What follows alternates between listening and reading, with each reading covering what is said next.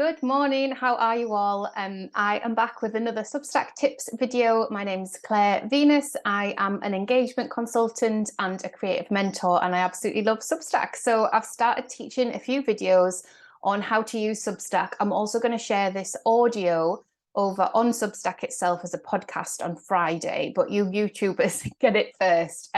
So today I wanted to talk to you guys about Substack Notes. So Notes is like Substack's inbuilt social media feed. And I am going to call it a social media feed because we all recognize what that is. And I think that's the easiest way to describe it. As much as Substack would say they're a social network and they don't want to set themselves up on the same kind of platforms and pillars of social media, you will recognize it as a social media feed. So the questions that I've been asked recently about Notes are, do you have to use it? Is it noisy? And if it does feel noisy, how do you create and change that? What do you write about on Notes? What's a restack? How often do you use Notes? How often should you write a note? And in terms of anything else that crops up when I'm talking, as I'm unpacking things, it's going to be really around how to access notes within the Substack platform. You'll know, and I've mentioned this before, that the Substack app works in quite a different way to the Substack desktop. And what I'm sharing is the Substack desktop. So I've opened up 3 tabs to talk you through notes on desktop. If you're using Substack on your phone, I think it is more user-friendly. It's easy to kind of jump in and out of conversation. But for some writers, they want to try and write a bit more long form, a little bit more considered, and write in a way that is kind of more them sharing from a desktop space. You've got both options. You can do either. So we'll jump into having a little look at notes. I'm sharing my screen here from my homepage on Substack, so you can get to notes here. So these are my other kind of tabs. I've spoken about these in videos before, but you can kind of go along, you can change these, you can take them off your homepage, but I keep notes on because I'm quite active on notes and I want to be able to find my own notes and also for other people to find me there. So this would just be all notes that I've started. So sometimes it's a restack. So that is somebody else has done a note and then you repost it. So restack. And then sometimes I'm kind of talking to people in notes. You'll see like there's lots of different bits and bobs of conversations going on, congratulating a friend there, or getting a book deal. There's all sorts. And when you're looking through the feed here, so this one here, I shared a piece that came out in my Friday email about Substack sections, and I just invited some conversation about that. So then people started replying in notes. Some of these people I'll be subscribed to, some will be subscribed to me, some won't, and that's totally fine. I think that there are only so many Substacks that we can subscribe to and wholeheartedly have time to read. So I try not to subscribe to too many because I know I'm already at capacity. Sometimes 1 or 2 more sneak in and I think, oh, I'll have to have a look at that. But you can see there that obviously people come and chat, and it's a public forum, and that's really lovely. And the way that it works, if I'll just pop onto this one. So on the desktop, I've clicked into this button here, and this button here is the notes feed for your home feed, your subscribed feed. So Substacks that you subscribe to, anybody that's done any notes will appear in that tab. And then my subscribers. So anyone I'm subscribed to, I could go into that feed and it's the same on the app and see, okay, like how have they used notes? What have they had to say? You can see here, I'm not actually subscribed to Corinne. I need to have a look at what she writes about, but she has mentioned me in a comment there, and also my friend Laura, who I am subscribed to. So it could be that that's coming up in my feed and suggesting that I might want to subscribe to her, and I will have a little look at that. And then my subscribers, so this is everybody that subscribes to my publication. And it gives me the option to subscribe if I want to subscribe to them by clicking this orange button. But it also gives me the opportunity to see who they are and what they're talking about. And there have been a few surprises recently. So I feel like I know who likes to read my work quite well. But there have been a few surprises. And I think it's because, well, there's a few reasons really. Because of the way Substack helps you grow organically within the Substack network, there's been new people come over that might not end up sticking around. And then because I talk about Substack and staying creative on Substack, there will be some people there that wouldn't necessarily be my normal audience and might not be interested in my other work, but want to know what I've got to say about Substack. So I can definitely recognize that when I scroll through. So it's a really useful tool just for you to get to know your audience and to get to know what's landing with people. Now, if we go back into this one, so this feed that I've clicked on here shows you another really lovely way to use notes. So Brooke, who has a little tick, which means she's got hundreds, if not thousands of paid subscribers, has done a call out to say she wants to do a slow resources page for our community. So she wants to be of service there. And she's asking if anybody on Substack knows of any other Substackers who write about slow living or slow world life. So when you click into that, you can see the whole note. There isn't, I don't think, a word count on notes, so you can write as much as you want to write, but you'll see there I had to click in to read it. So you can get a couple of paragraphs out without having to click to expand it. And then I've replied, and lots of other people have replied as well. So if I click into that, I'll be able to read all of the replies. There we go. So this would be a really interesting note to me because I write about slow living here in Northumberland. I'm really passionate about slowing down. I'm passionate about looking after my well-being, looking after my creativity, having enough time for my creative practice in with my work as well. So I've got a lot to say on this topic. So I might revisit that note again. I might connect with this. I'm already subscribed to a Brooke, but I might connect with her some more. It might kind of, that connection might get a little bit deeper, and I wouldn't have necessarily known that she was interested in that sort of thing if I'd missed a newsletter or whatever. It's just another way to grab attention. So this thread will go on a bit. Sometimes you get hundreds of responses within a note, and people can reply and they can chat to each other in the comments as well. If I wanted to restack something that someone had said, let's have a look. So I could restack this. So Louisa has mentioned me in this note back to Brooke, and I could press this button to restack with another note. So I could call out to my audience and say, Louisa's made some gorgeous suggestions. Brooke's looking for the slow live community. Is anybody else out there? Come and join the thread. That would be me just being of service and supporting a fellow Substacker. And also that would be probably quite interesting to my community as well, to find some other people. I know that I found one other person that I wasn't subscribed to through Louisa's note. So if you press restack, it'll just restack it as is. If you press restack with a note, then it'll give you the opportunity to write something. And for my fellow Mac users, if you want to do, was that right? Yeah, Control, Command and Space, then you can get to your emojis. You can tell a lot about a person by their most commonly used emojis there, can't you? So I could start off with some emojis and have a little chat there. That would be very socially acceptable to my crowd. I think everybody is quite au fait with emojis. You'll see that there's a more serious type of Substacker that wouldn't dream of using emojis, but I think it's all good fun. So I put them in a lot. So to my questions, that was me done sharing my screen. So let me just come back to you guys. So questions, do you have to use notes? No, you don't have to use notes. No, of course not. So I started using notes as soon as it came out, and after 24 hours, my nervous system was fried because everybody rushed to notes. So they rushed and they shared a lot of photographs of their pets, actually. And while everyone was figuring out how they wanted to use it, I realized that not only was it a brilliant opportunity to actually find other people writing on Substack through the app, because beforehand it was kind of tricky to find other people who were writing about topics that you were interested in. Now it's really easy. So there was that was a bonus. But also it was this kind of new blank space where it was like, oh, well, what should my first note be? And how should I support other writers? And how can I get a bit creative with notes? We've learned so much on social media.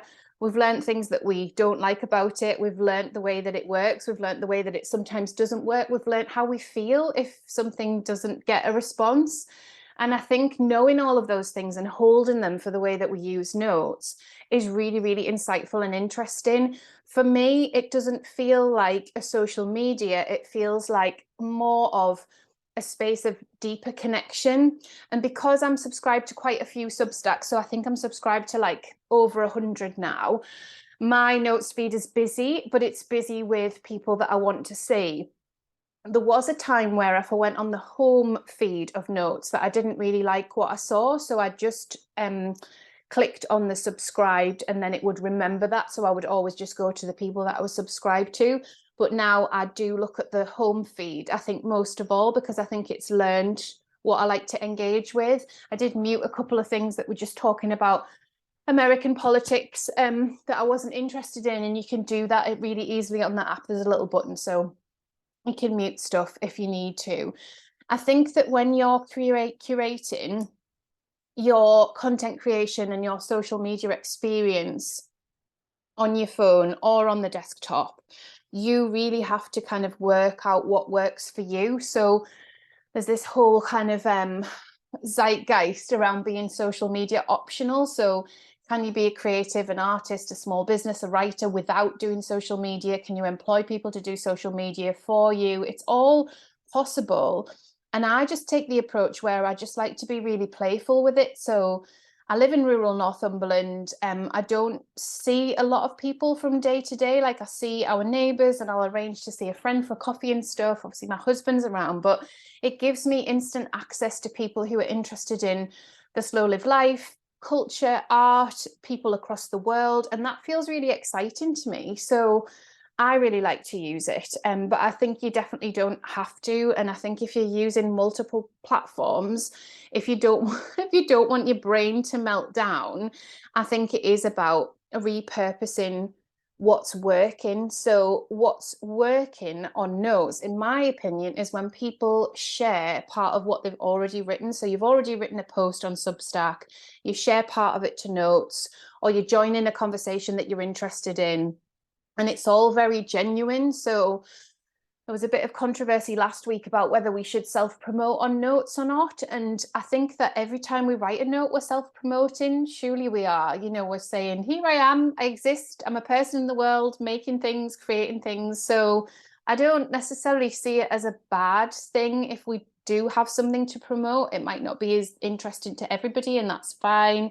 I know that Substack have said it's not necessarily for that, but at the same time, I don't know how you get away from that. I think the two things just exist together. If you are putting work out into the world, then you are self-promoting. You're putting your art out into the world. That is self-promotion. I think what was meant by the conversation last week was around not just outward self-promotion, like give your audience something as well, like be of service to them. So yes. So in terms of the is it noisy question, it was noisy for me when I first started. It isn't really noisy now. Everything that I see is interesting. People are learning how to use it and kind of writing really insightful questions for others to join in with. You can also curate that feed. So you really need to find who you want to subscribe to on Substack, and then the notes feed will be curated for you. If you subscribe to people that you don't know really well, then you saw how I showed you with my friend Laura that it might just kind of pop up and pull things through because of people that you're subscribed to, and they might be subscribed to somebody that isn't really connected to the way you live your life or your values. But you can just start kind of muting that. And like I said, it's only happened to me a few times, and Notes was introduced in April. So yeah, so we're a few months in now, sort of 3 months in or so. In terms of what you write about, really, I think we're still in this very interesting experimental stage with Notes. So you can write about anything, really. I mean, ideally, you would be sharing, like I said, you would be sharing somebody else's work, or you would be sharing a piece from your work, and you would be encouraging people to either engage with it there on Notes or come over and read your work and have a look at your publication. There are some lovely threads around, you know, Saturday shares and like nice photo threads and things like that that are going quite well, and people are really enjoying sharing those. I think that kind of instant sharing, because a well-crafted Substack post can take a little bit of time, and so the photos that accompany that might be already, you know, a week or two, a month or two old by the time you share them in a post, whereas you can instantly share them on Notes. And I think that's a really nice way to use Notes. In terms of a restack, I've covered that. So it is just Substack's inbuilt little button for restacking and resharing and building that network of a beautiful community. In terms of how often I use it most days, I'm on there most days, and I think it's maybe only like a couple of days a week when I'm kind of busy with other things, but it's kind of woven into my life now. I'm so interested in it that I am on there quite a lot, and I'm really interested in how other people are using it and being supportive to them and their journey as well. I think that if you're just trying to fathom it out and you're trying not to overwhelm yourself, I think maybe just get playful for a little while when you've got a bit of time and you feel like you can kind of sit and scroll your phone. You can maybe kind of subscribe to a few more Substacks so that it starts curating your notes feed a bit better. You can try posting a note. You can try kind of working out how that makes you feel. If you start by posting a note that already is something that exists on Substack, that's going to be a lot easier, because social media presents us with too many decisions, and that's why notes works better, in my opinion. Because if I'm going to do a LinkedIn post or a set of Instagram stories, if I need to update somebody, somebody on the Facebook group about something that I'm doing, like that all takes a bit of time. Whereas with notes, it just feels very much embedded into the flow of using Substack and being a Substack user. It's very, very different. And I think that for a creative practice, I think it's a much better space to hang out. It doesn't shout at you when you go on there. It might feel like that at first, and that's probably just your eyes and your brain getting used to a new format. But I think the main thing with it is that you can make it an extension of what you're already doing on Substack. Whereas with social media, you've got to try and reformat and rethink it for that platform. So if it's Instagram, it's got to be more visual. Obviously, YouTube wants video and fast-paced video at that. LinkedIn, I mean, who knows with LinkedIn? I'm just starting to kind of play around with LinkedIn a little bit this year, but I just think that there's an opportunity there. We're right at the beginning of Substack notes, and there's no reason not to just have a little play, have a little try and see what you think. In terms of the benefits to you as a writer, as a creator on Substack, it's going to bring you more people and quickly. So we all saw this huge spike in our subscriber numbers, which then dropped off a little bit. I've written about that before, and that happens a lot, so because the network who use Substack is growing and growing and growing every day, and people who are getting to grips with it is growing and growing and growing every day, and people who love it, it's growing every day. There's just so much opportunity. So where on social media you've got to try and niche and carve out something that people are going to want to click on and thumb scroll and stop in images and all that sort of stuff, you don't have to do that on notes, because your people are already waiting for you, or they're coming. So that's really what I wanted to end with, and why I'm so passionate about notes. So if you've got any comments, I would love to hear them. I'd love to chat more. I'll be doing a Friday email to accompany this video over on Substack, and you can join in the conversation there. You can read all of my other Friday emails. I've been doing them for a few months now, and you can also subscribe to a new group that I've started on LinkedIn, which is just really a playful space to see if there is more depth of engagement and swaps that we can do when we kind of talk to each other more directly. So you can find the link to that in my Substack chat if you want to head over to chat. I don't use chat very much. I've chatted about chat a few times, but I don't think it's very well designed. I think Notes is much better, and works much better as a user. Yeah, so that's it. There's a lovely Substack video interview that happened last week, where you can watch what Substack have to say about notes. When you watch that, I'd just preempt that with that we as users of Substack also have opinions that can feel quite right. So there's lots of right opinions on how we can use Substack and how we can grow and what we should be aiming for. And Substack tend to be quite driven by this kind of leaderboard model and, keep going. And I am driven by a more depth of connection model. So it's slightly at odds with some of the things that Substack might say, but definitely watch it because it's interesting. They're interesting, they're interesting people. I mean, they're just incredibly ambitious, and it's cool. You know, it's cool to be part of that, but you don't have to think the way that they think. You can absolutely get so much from the platform without that. You know, I'm about to hit 1,000 subscribers on Substack, which just feels bonkers, really, considering it's a kind of a blogging space and a newsletter tool, and my newsletter kind of stuck at like 300, 350 subscribers for years. You know, I just wrote to the same people every month and I was happy with that.